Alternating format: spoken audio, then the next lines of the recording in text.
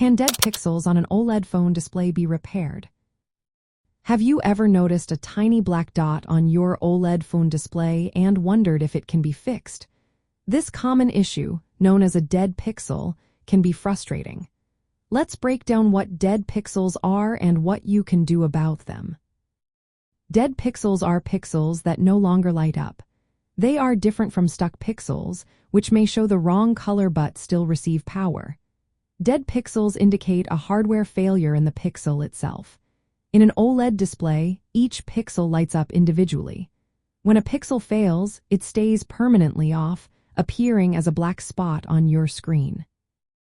Unfortunately, dead pixels cannot be repaired using software or simple home methods. Common fixes, like using pixel-fixing apps that cycle colors, only work for stuck pixels. Since dead pixels are completely unresponsive, these techniques are ineffective.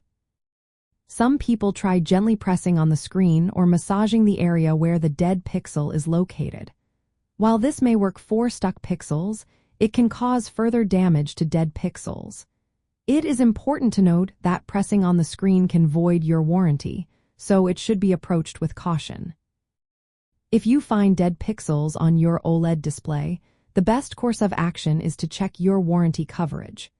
If your device is still under warranty, you might be able to get a screen replacement from the manufacturer or an authorized service center.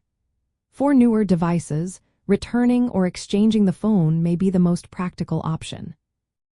For older devices, replacing the OLED screen is usually the only way to fix dead pixels.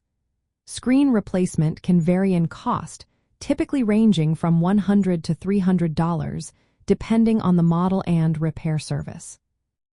In summary, while dead pixels on OLED displays cannot be repaired through software or simple fixes, checking warranty options and considering screen replacement are your best bets. Remember to handle your device carefully to avoid any additional damage.